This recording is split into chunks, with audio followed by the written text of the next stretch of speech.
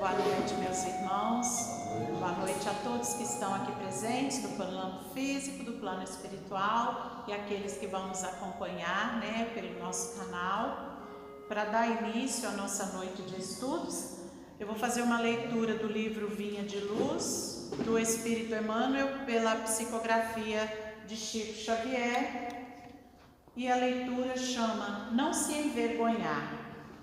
Porque qualquer que de mim e das minhas palavras se envergonhar, dele se envergonhará o Filho do Homem, Jesus. Está em Lucas capítulo 9, versículo 26.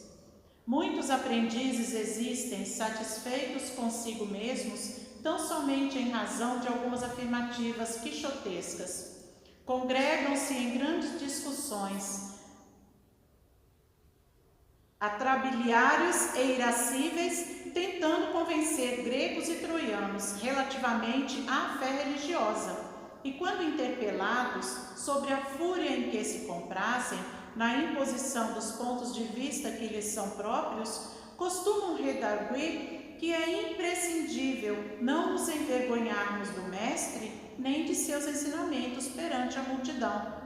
Todavia, por vezes, a preocupação de preservar o cristianismo não passa de posição meramente verbal. Tais defensores do Cristo andam esquecidos de que, antes de tudo, é indispensável não esquecer-lhe os princípios sublimes diante das tarefas de cada dia.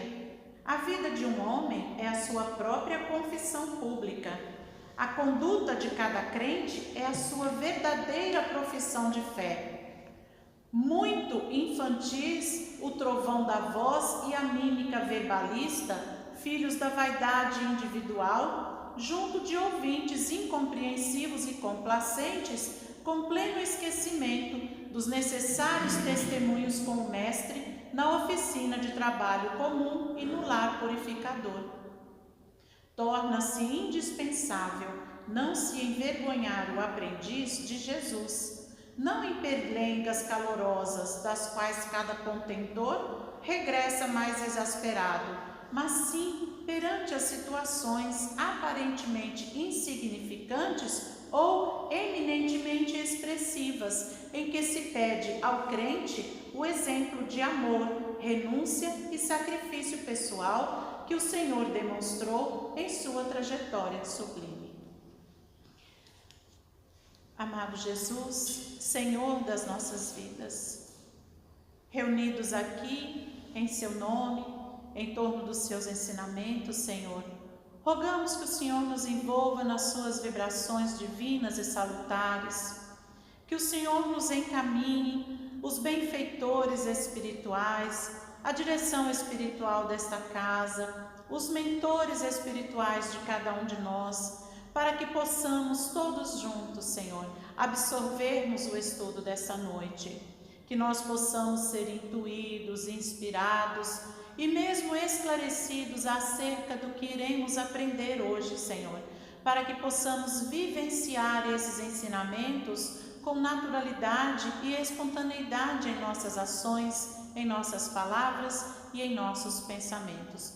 Que o Senhor abençoe ao nosso irmão que fará o estudo para nós, que ele esteja amparado pelo seu mentor e que todos nós aqui possamos absorver ao máximo, Senhor, as lições que nos serão encaminhadas.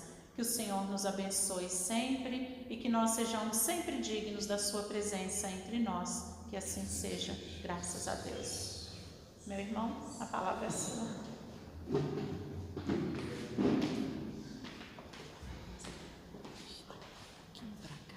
Eu trago assim, sabe? Costuma não combinar um com o outro. Aí eu trago o meu. Gente, boa noite, desculpa, viu? Houve uma falha assim, né? De comunicação, mas tá bom. Aí eu sou Adonai, né? Tenho 71 anos de idade, eu sou presidente do Grupo Espírita Princesa do Vale, do Governador Valadares, e tenho 7 filhos, 15 netos, 2 bisnetos, então não faz nada não. Nada. Sou aposentado da Polícia Militar de Minas Gerais, né? Sou aposentado da Polícia Militar. Gente, trabalhar com amor é trabalhar com Jesus, não é isso? Não tem como trabalhar sem a presença do Mestre em nossas vidas. Não tem uma outra função de trabalho, não existe.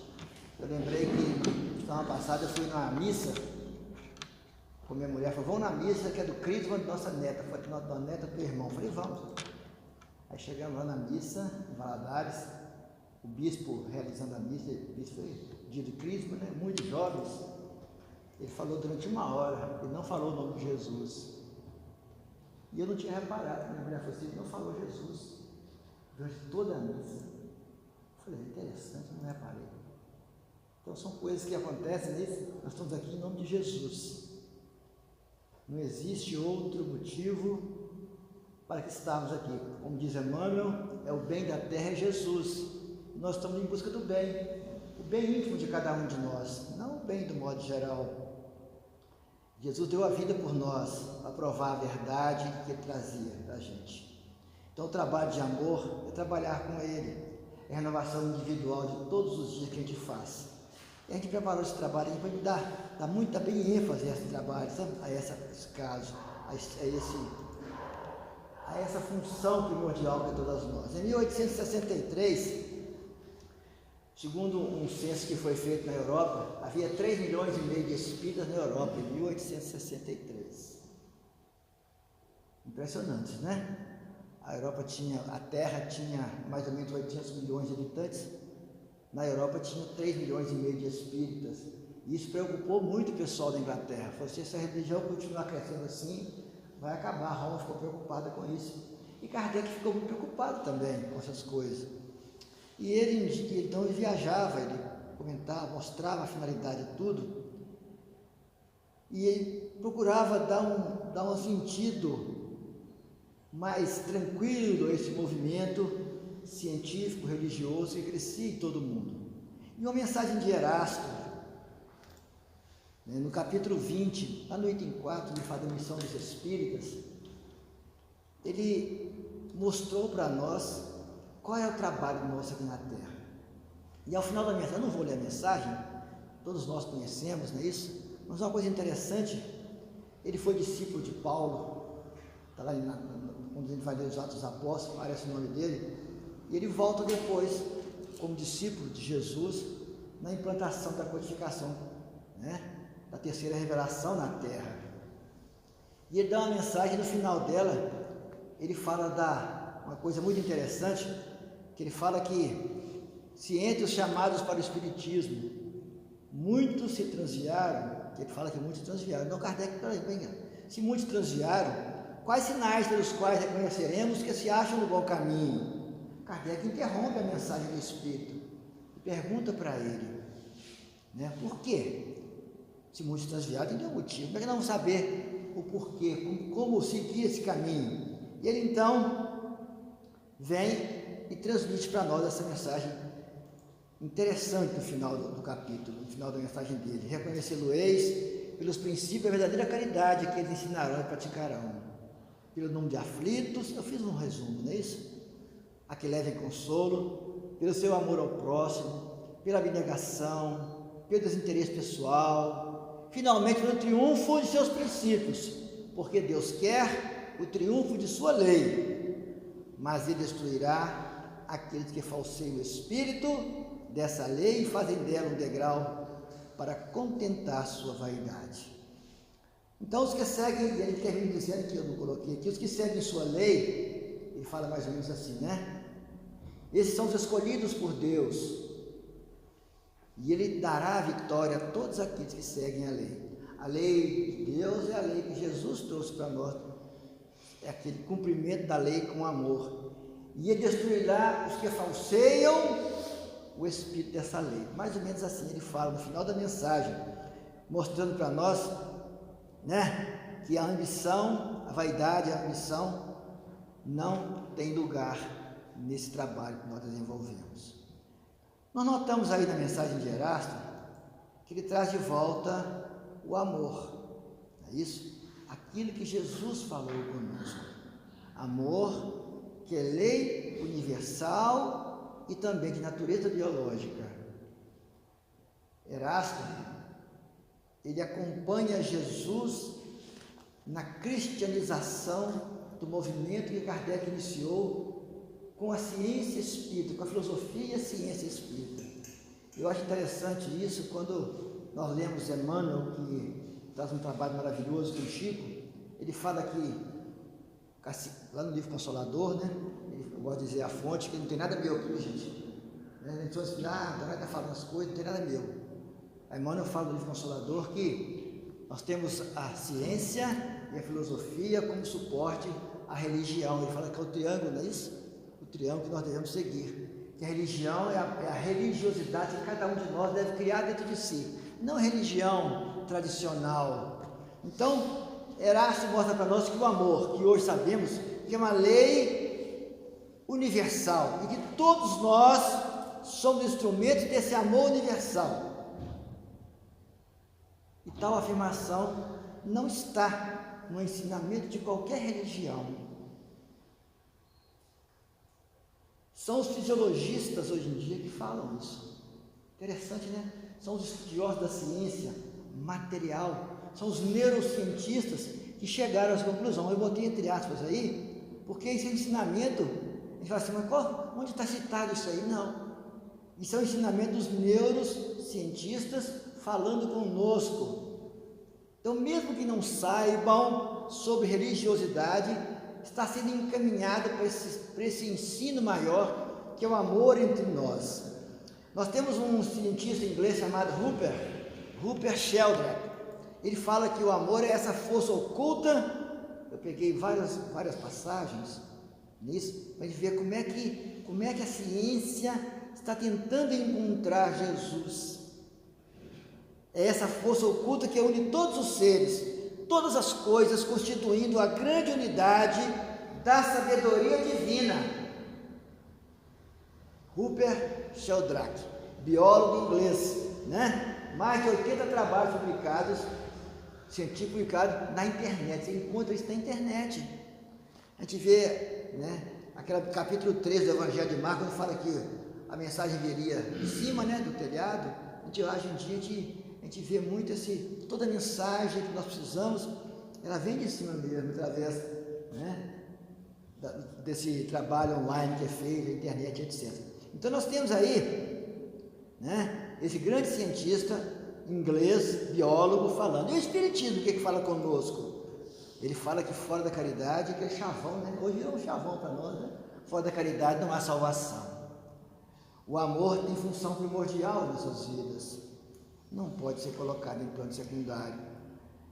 Nós vivemos uma época de ciência, de época de tecnologia muito grande mesmo. Basta a gente observar o mundo de modo geral, que a gente encontra à nossa volta.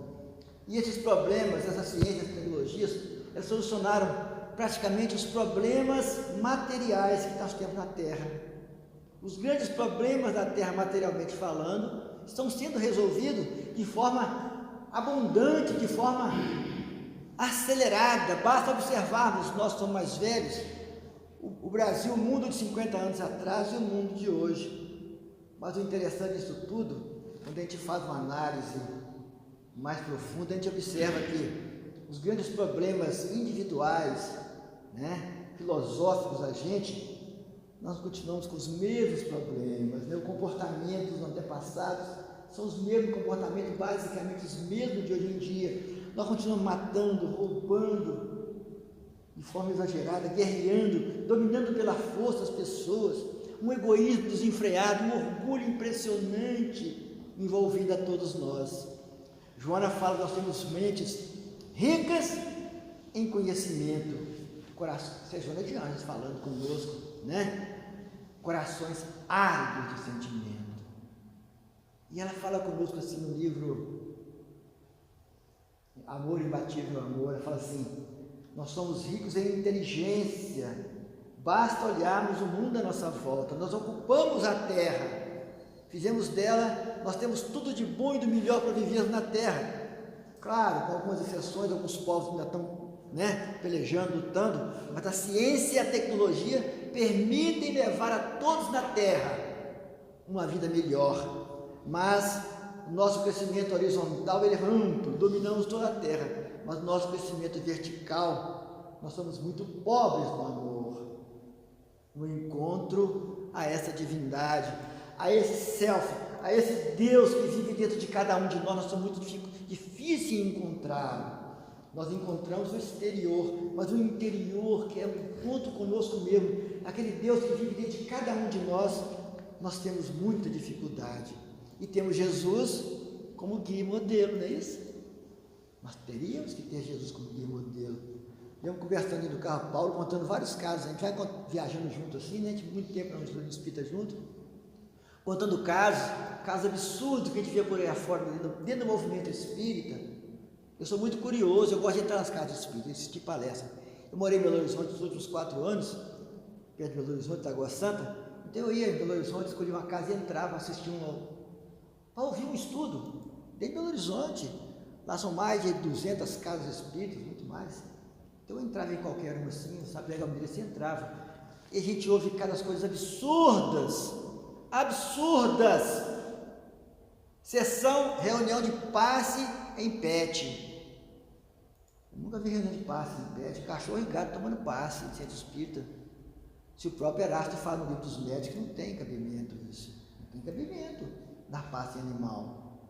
As energias são diferentes, né? Reuniões mediúnicas com mensagem de cachorro, mensagem de gato. Reuniões públicas, o médium recebe mensagem na mesa, ali, ó, do pet que morreu. Erasto fala que você evocar uma pedra, ela responde. Qualquer espírito responde. Então nós temos ter Jesus como guia e modelo, é seguir o caminho que ele trilhou para nós, apesar de todas as dificuldades. E nosso guia é viver o amor que Jesus mostrou para nós. É nosso modelo, é trabalhar tal qual ele trabalhou. É o encontro da sabedoria que nós precisamos ir ao encontro dela para despertar espiritualmente falando. É por isso que lá no Sermão da Montanha, ele traz todas aquelas, como diz Mahatma Gandhi fala que Jesus canta no Sermão da Montanha. Ele fala conosco, ele fala que Jesus trouxe para nós a maior sinfonia de amor que a humanidade conhece. Está lá no capítulo 5 de Mateus, né? Jesus cantando para nós. E ele dizia, Gandhi dizia assim, olha, os cristãos, naquela época, né, tem um livro de 400 páginas que é a Bíblia, e matam-se terrivelmente uns aos outros. Eu optei por 12 linhas do Evangelho de Mateus, que são as bem-aventuranças, e por isso eu amo Jesus, e temos cristãos. É isso mesmo que acontece hoje em dia, né? Impressionante o grande responsável pela independência da Índia, usando a paz, usando a não violência. Nós somos muito bons em falar, nós temos muito conhecimento. Aí eu falando aqui, né? O conhecimento copia, não é isso? É fácil falar, basta treinar o falar e vir aqui à frente e fazer isso, é muito simples, mas somos péssimos em agir. Ainda, nós melindramos com qualquer coisinha, qualquer que não me toque, a gente fica nervoso, chateado. Nós vemos companheiros espíritas, e uma amiga minha fez um trabalho ela fez em Belo Horizonte, muito conhecido, não vou falar o nome dela, ela fez um trabalho na casa espírita que ela dirige em Belo Horizonte, com mais de, só reuniões mediúnicas são 6. Todos os dias tem reunião mediúnica. É uma casa espírita com mais de 400 trabalhadores. Ela falou, dona, eu viajo muito fazendo palestras, fazendo meus seminários. Um dia eu estava sentado na minha sala e entrou uma senhora, eu não conhecia ela muito bem, eu sabia que era trabalhadora da casa, não conheço o trabalhador da casa ainda, não conheço todos eles. E ela sentou e começou a conversar comigo, ela falou que queria falar comigo. Eu falei assim, pois não, fica à vontade, eu vou conversar, sei que era algum assunto administrativo, corriqueiro. Dona ela confessou comigo que era amante de um outro amigo nosso, da minha mediúnica. Os dois casados, eles eram amantes. E ela estava com vergonha da reunião mediúnica, estava com vergonha do comportamento dela. Eu falei, isso está acontecendo dentro da casa? Aí eu comecei a chamar um por um das reuniões mediúnicas para conversar comigo. eu descobri coisas absurdas, eu tive que encerrar toda a reunião mediúnica da casa e começar a estudar de novo. Então está acontecendo à nossa volta, nós estamos assim, achando que o movimento espírita tem gente perfeita demais, gente boa demais. Isso é um caso absurdo que acontece conosco, à nossa volta, junto conosco. A casa espírita Anita Fotoni, que eu cheguei a dirigir algumas vezes, a pessoas divorciou do outro e fizeram amizade dentro do grupo lá de estudo. Houve um divórcio, separação, confusão dentro da casa. Falei, está acontecendo, gente? Aí fui saber.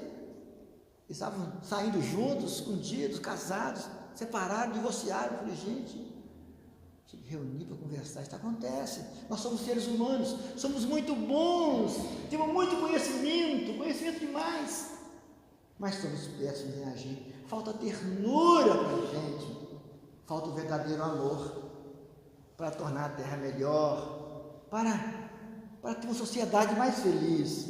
É isso que Jesus fala, né? No seu sermão profético. Ele fala que esses dias seriam terríveis se ele não intercedesse ao Pai para que amenizassem as dores que deverão desabar sobre as criaturas humanas. E quando a gente vai compulsar o Livro dos Espíritos, na questão 798, nós vemos lá que realmente nós estamos chegando nesse tempo. Lá Kardec fala que daqui a 2 ou 3 gerações chegaríamos nesse tempo. Esse tempo que estamos atravessando. E quando vamos ler Dr. Bezerra de Menezes, ele fala que esse tempo são divididos em 3 gerações de 70 anos. A primeira geração de 70 anos seria a implantação do Espiritismo na Terra. Os segundos 70 anos seriam a divulgação do Espiritismo na Terra.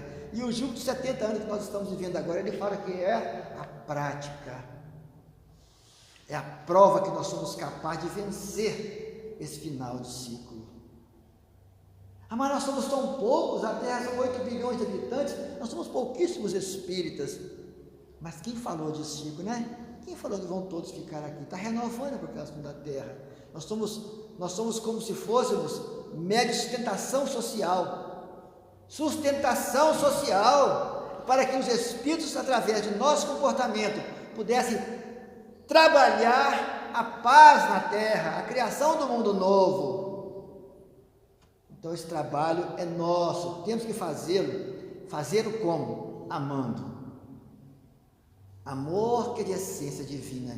É daí que Lázaro fala, não é isso? Lá no capítulo 11, Lei do Amor, item 8 do Evangelho segundo o Espiritismo, o Espírito Lázaro fala que quando Jesus pronunciou a divina palavra amor, os povos sobressaltaram-se, os mártires, eram de esperança, desceram aos circos. Está lá o Espírito Lázaro falando conosco.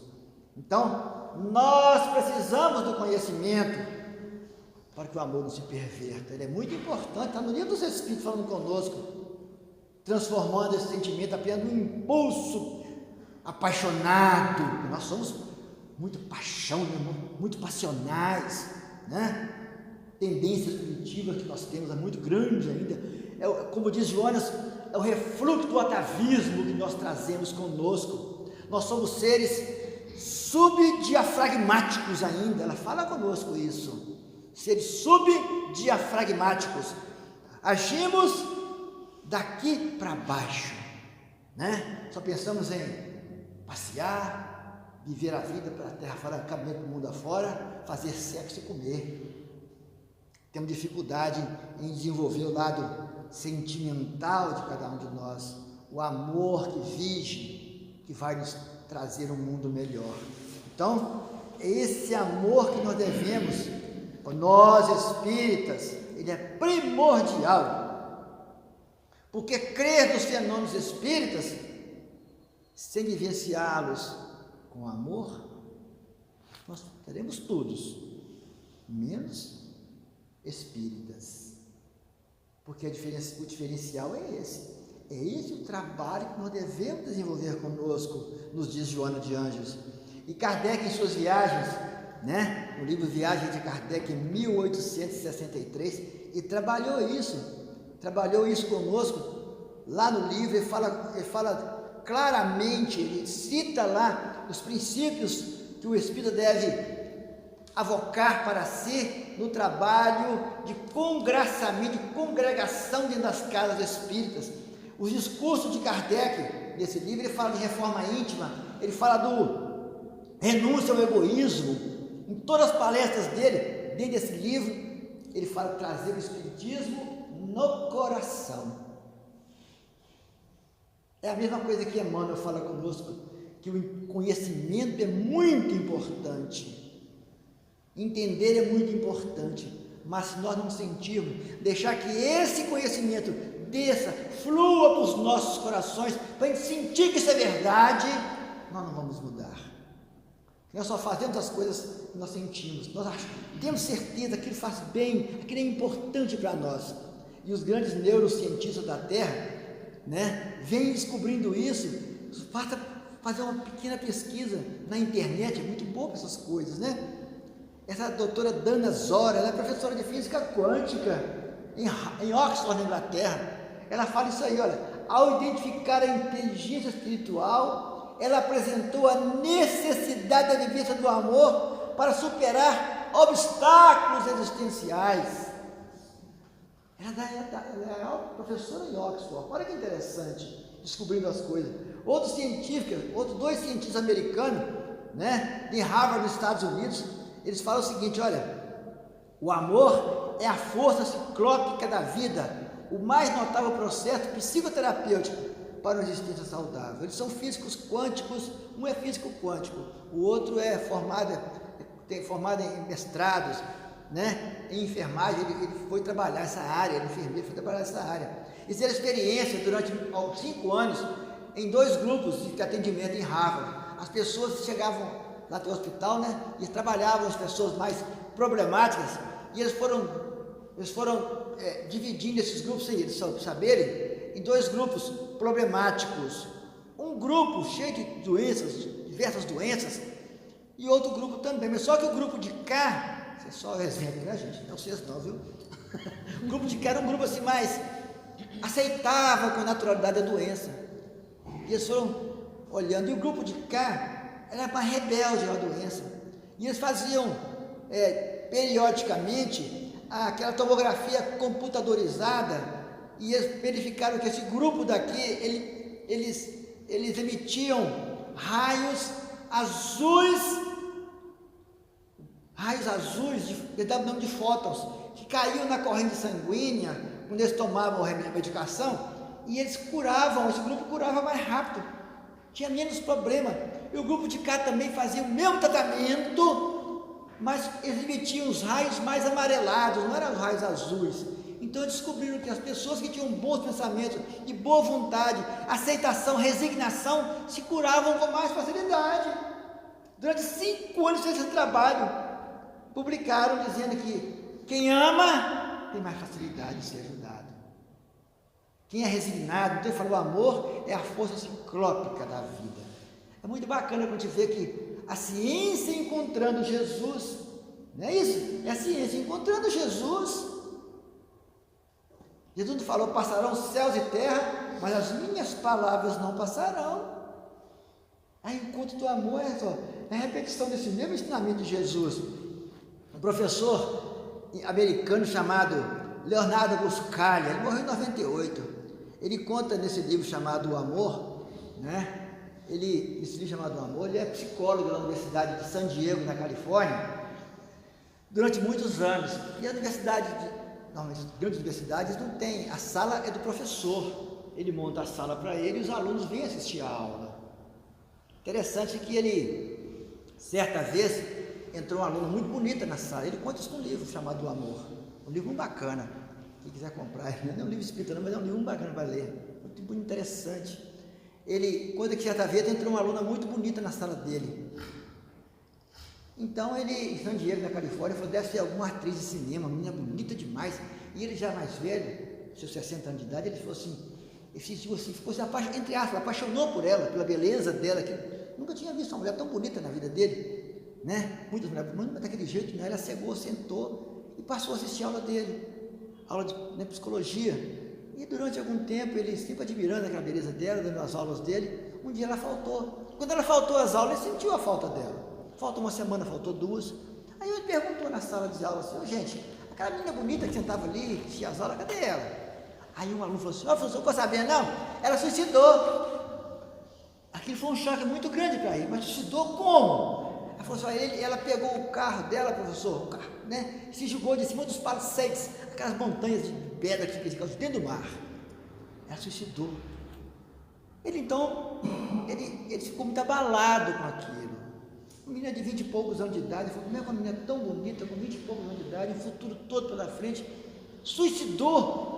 Por quê? E ele ficou muito sentido com aquilo. Ele falou: por que eu, considerado os maiores psicólogos né, dos Estados Unidos, famoso que eu sou, não olhei, não vi nela a possível tendência ao suicídio, eu não enxerguei nela. E ele ficou pensando, meditando naquilo.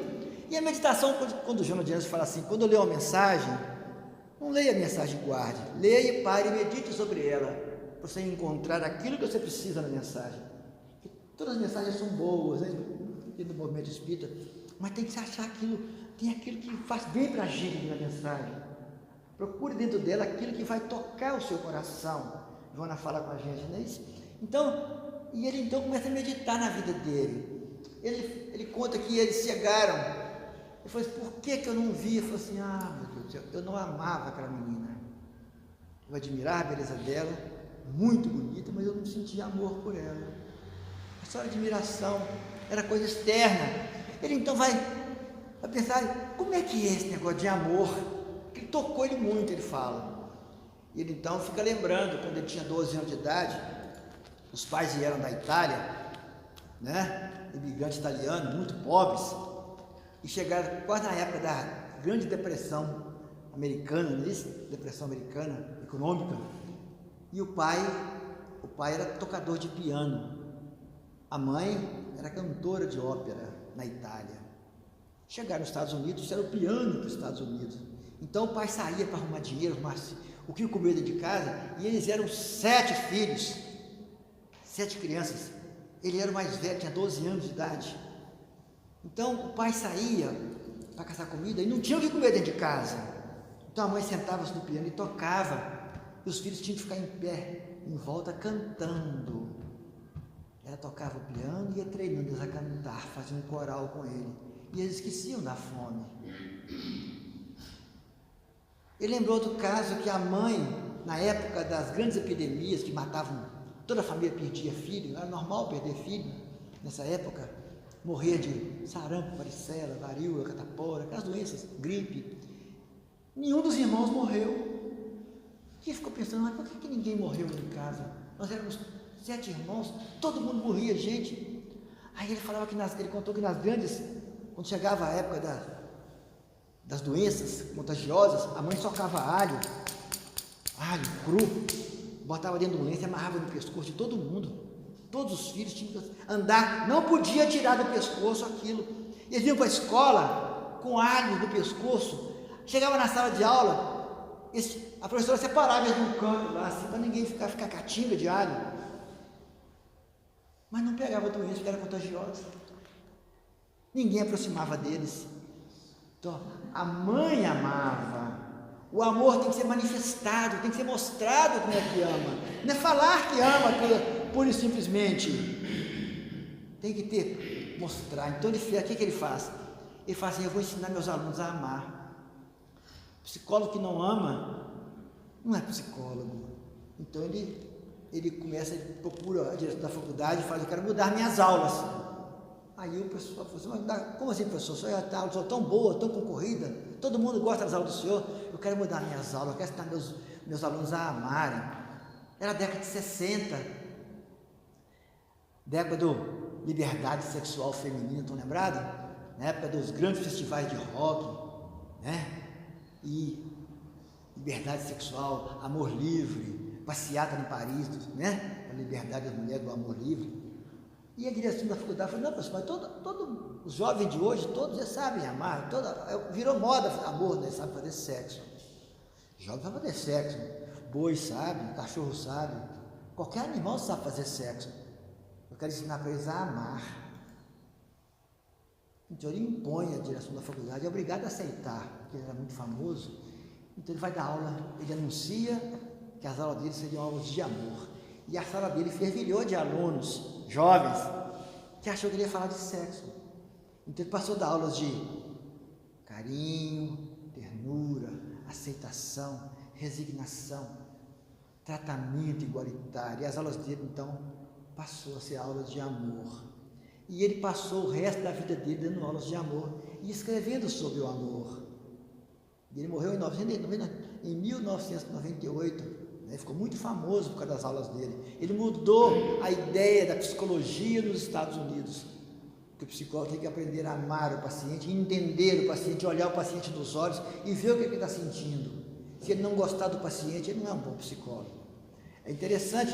Outro livro muito bacana dentro da ciência é esse de Deepak Chopra, muito conhecido esse livro dele, A Cura Quântica, né? Ele fala do homem e suas ambições nesse livro, né? Ele fala que não existem doenças, mas doentes, nesse livro dele. Ele conta vários casos. Ele é endocrinologista, formado na Índia, dentro daquele Ayurveda, e ele migra para os Estados Unidos e passa a trabalhar dentro da medicina Ayurveda. Ele formou em endocrinologia nos Estados Unidos e usa esse conhecimento dele e escreve esse livro onde ele conta inúmeros casos também da importância do trabalho com amor, onde quer que estejamos. Ele conta um caso interessante de uma mulher que chegou no consultório dele e falou assim, vou contar só um caso, professor, doutor, eu estou com alguma coisa me machucando muito aqui dentro, eu preciso saber o que eu estou sentindo, eu estou com alguma doença muito séria. Ele falou, minha filha, vamos olhar a doença que você tem.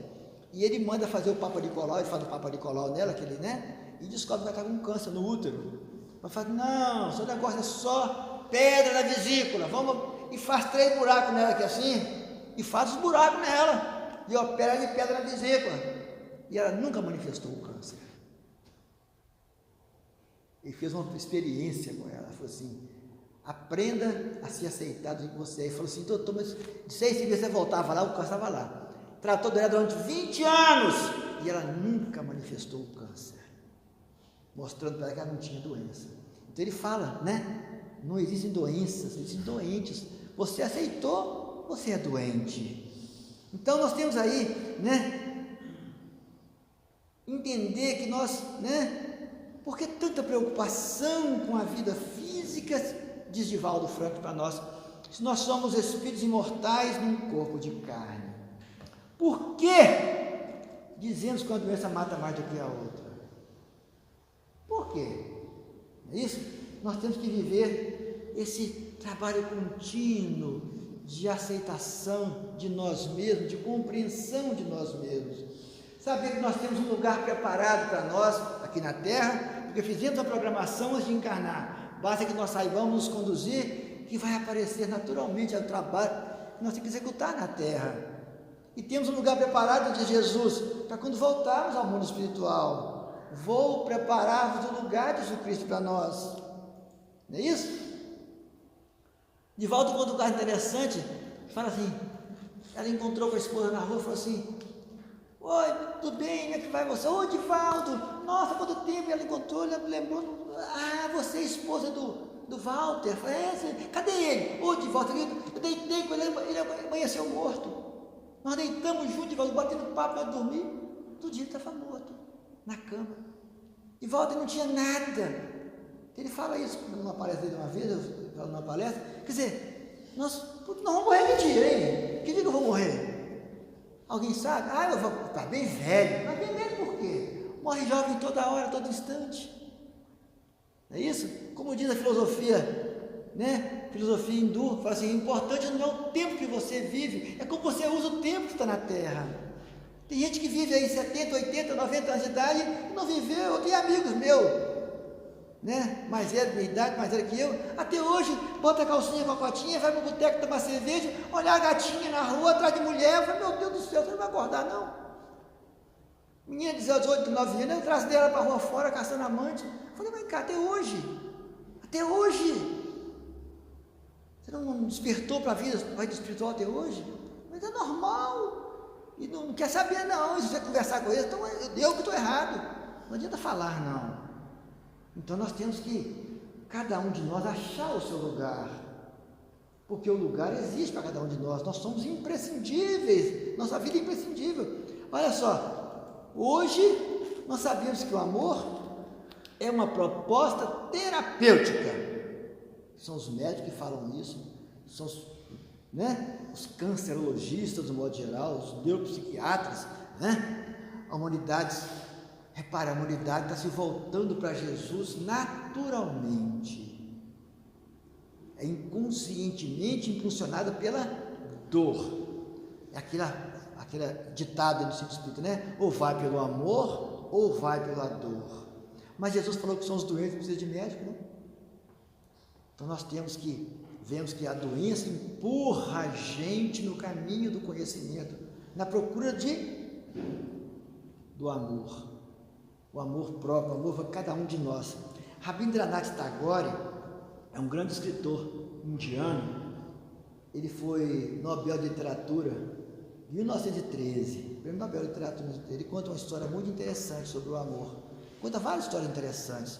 Ele tem livro dele hoje em dia, já através da mediunidade de Valdo Franco, tem na poesias dele, é um poeta muito famoso na Índia, Ele conta a história do sábio Upagupta e a bailarina do templo.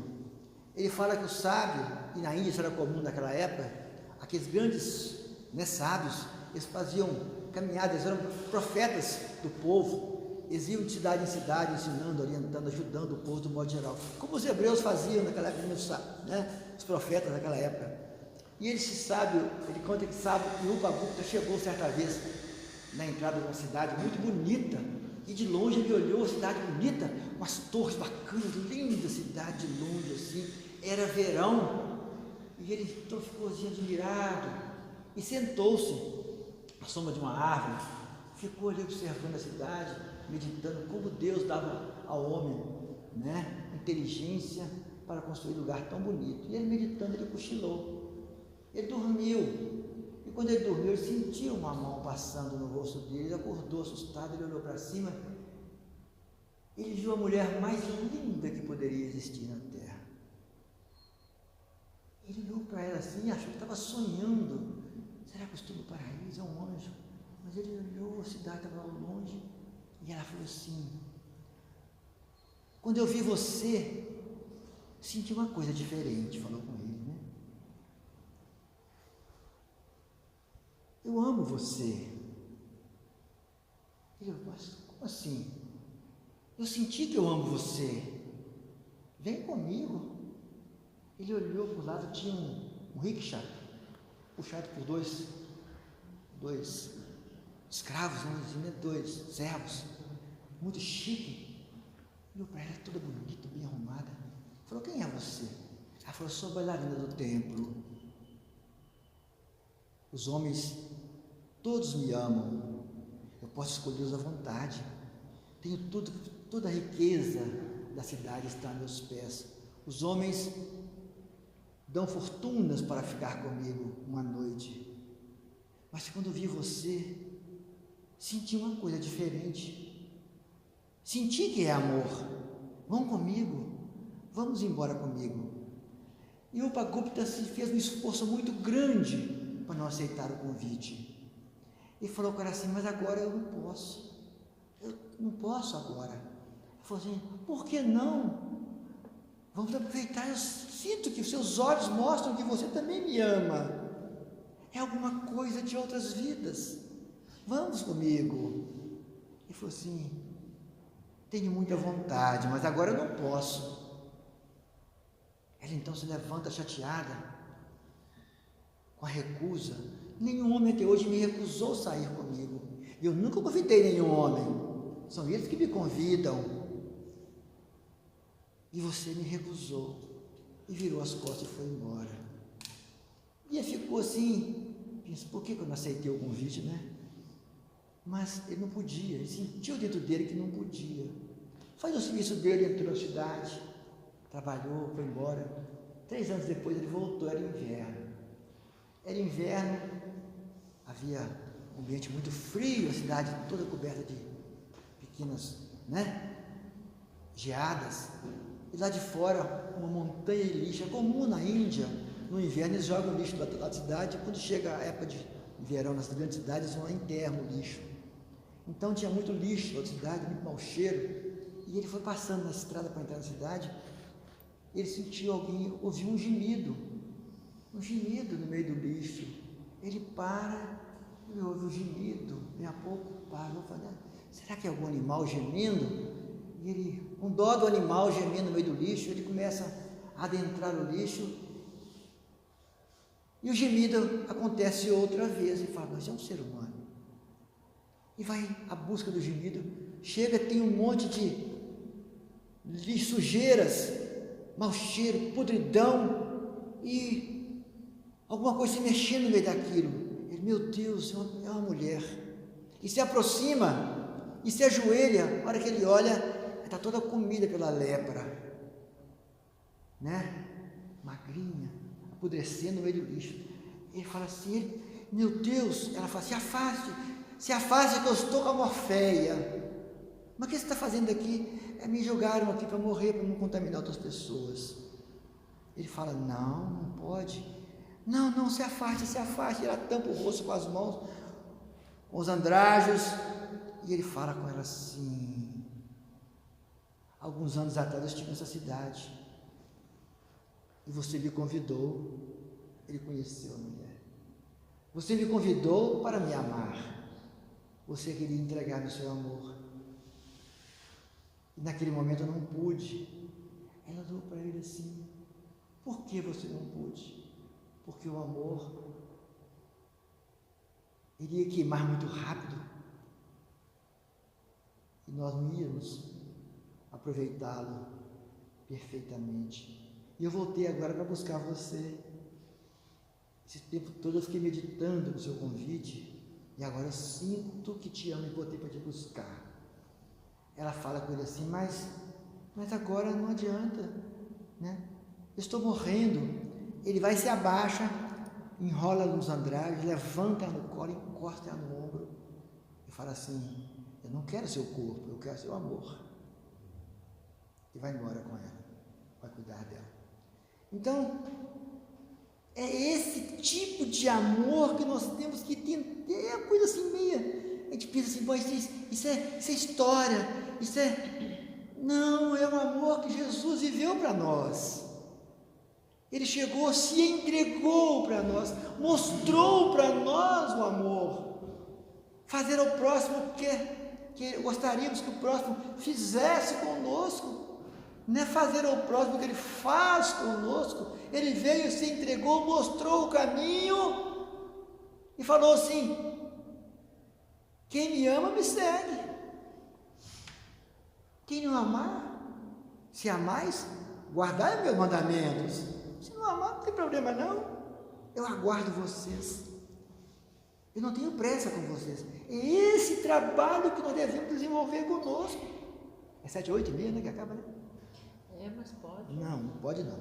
Pode. Joana Dias fala que não pode. Tá bom, então vai. Então siga Joana Dias. Ela fala que não deve, Se quiser, ela fala com o Divaldo assim, se você quiser continuar falando, você vai falar só assim, que eu vou embora. É o Divaldo que conta, Então é esse tipo de amor que a gente tem que saber que o amor é essencial para a gente. Ele é essencial aonde? Vamos pensar aqui, na comunhão dos sentidos físicos, é essencial. Na união física de duas pessoas, na permuta de hormônios sexuais, é imprescindível o amor. Porque porque nós aprendemos lá no Antigo Testamento que muitas pessoas ensinam que o sexo é para procriação. Não é para permutação de hormônios sexuais, espirituais, na complementação orgânica, aquela troca de amor, de sentimentos. É permuta, Joana de Anjos fala isso, é permuta de emotividade, é união da afetividade de todas as pessoas. É a força que cria junto para suportar desafios. Desafios que a vida não para de infligir a todos nós, na prova que devemos ter, para mostrarmos que somos pessoas capazes de vencer, aguentar as tensões do dia a dia, não desfalecer nas horas graves. Esse é essencial esse amor que é essencial para todos, né? Então o Espiritismo vem, vamos encerrar aqui, restaurar, diz Kardec, restaurar a vida, restaurar a necessidade, Kardec fala isso, a necessidade do amor. Aonde? Aí ele vai falar conosco, aonde? Ele fala conosco na casa espírita, esse trabalho, às vezes a gente fala uma coisa com uma pessoa dentro da casa espírita, a pessoa não volta mais na casa espírita, não. Eu tenho uma amiga minha que ela largou a presidência da casa espírita, porque na reunião da diretoria, o pessoal não concordou com ela. Quer dizer, ou eu faço, ou então eu saio embora. O pessoal, mas não pode ser assim, ué. É uma diretoria para decidir as coisas na casa espírita. Você não pode impor sua vontade, não. Então ela fez uma cartinha, ela achou que estava fazendo vantagem. Ela falou comigo, eu falei, você não fez vantagem nenhuma. O que você fez aí? Uai, a sua vontade é que manda? Cadê cadê a sua, o centro espírita, o presidente é para trabalhar as divergências, você contornar os problemas, não é para você mandar na casa espírita, não. Então Kardec fala, é importante a vida do amor na casa espírita, onde os espíritas precisam vivenciar a proposta da mensagem de Jesus, que é a aceitação de uns aos outros, porque é muito chique ser espírita hoje em dia, é muito chique, cheio de ator sendo espírita aí, falando besteira, novela espírita, blog espíritas, Outro dia mandaram uma mensagem de um blog espírita falando cada besteira. Isso é verdade? Eu falei, não é verdade não. O blog espírita fala o que quiser, mas então ela fala assim, quando você for chamado a falar, fale a verdade de acordo com a codificação espírita. Não fala a sua opinião, não fala o que você acha, não. Porque é moda hoje em dia. A archeologia é uma ciência da moda. Todo mundo acha. Todo mundo é achólogo. Esse programa de televisão está cheio de achólogo. Eu acho. Mas achar é muito importante para mim. O que eu acho é muito importante para mim. Mas quando eu for falar alguma coisa, fale aquilo que está dentro da filosofia, da codificação, das obras subsidiárias sérias. Não é qualquer obra subsidiáriazinha espírita por aí afora, está muito cheio de porcaria espírita por aí afora. Nome de espírita. Subsidiárias sérias. Fale a verdade. Não a verdade que machuca, mas a verdade que nós precisamos trabalhar conosco mesmo. Porque a verdade que machuca, diz Emmanuel para nós, não pode ser dita. A pessoa não está pronta para você ouvir ainda. Se eu descubro que uma amiga minha está botando chifre de um amigo meu, eu não vou contar para o meu amigo que uma amiga minha está botando chifre nele. Vou fazer o que eu tenho com isso? A verdade, mas essa verdade não pode ser dita. O que eu tenho com isso? É isso que Emmanuel fala conosco. Então nós temos que entender, muita coisa. Vamos encerrar aqui, É importante falar do Espiritismo, Diz Divaldo, em qualquer ocasião, em qualquer lugar, sem nos omitir, sem ter vergonha de falar que é espírita. Não podemos ter vergonha de falar que é espírita, mas evitar a censura, Evitar a censura às pessoas. Porque, quem fala isso, é Joana de Anjos, no teu serviço de dedicação a Jesus, terás muitos inimigos. Tem cuidado para que nunca sejas inimigo de ninguém. Então fale as coisas, ensine as pessoas, principalmente com o exemplo de cada um de nós, arrastando as pessoas pelo exemplo e não pela palavra. Porque falar é muito fácil, colocar em prática que é difícil. Então, esse trabalho que a gente convida, né? Eu não, né? A doutrina espírita convida a todos nós, né? A fazê-lo todos os dias da nossa vida, com muito amor a nós mesmos, compreendendo o que está aqui dentro. Porque quando eu compreendo o que está aqui dentro, eu aceito qualquer pessoa. Posso não concordar, mas eu vou aceitar. Porque eu acho tanta coisa errada aqui dentro, eu vou ficar reparando no erro dos outros. As pessoas podem errar à vontade, né? Nós somos o somatório dos nossos erros. Em muitas vidas erramos tanto, estamos conseguindo acertar um pouquinho agora. Muito obrigado aí pelo convite, viu? A próxima vez não chego atrasado. Já sei do horário. Obrigado, gente. Tem mais? Vamos parar por aqui.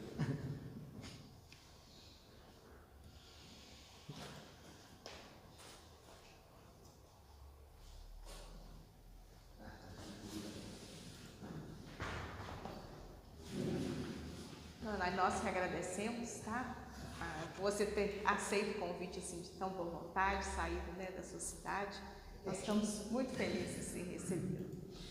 E ficamos felizes também com a mensagem da noite, né? Então nós vamos fechar os nossos olhos, agradecer ao Pai pela oportunidade de estarmos mais uma vez entre irmãos que comungam conosco os mesmos sentimentos.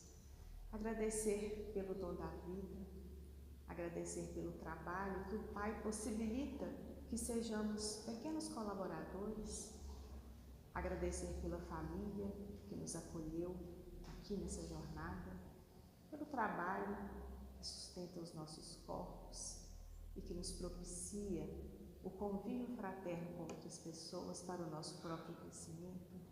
São tantas bênçãos, Pai, tantos motivos a agradecer.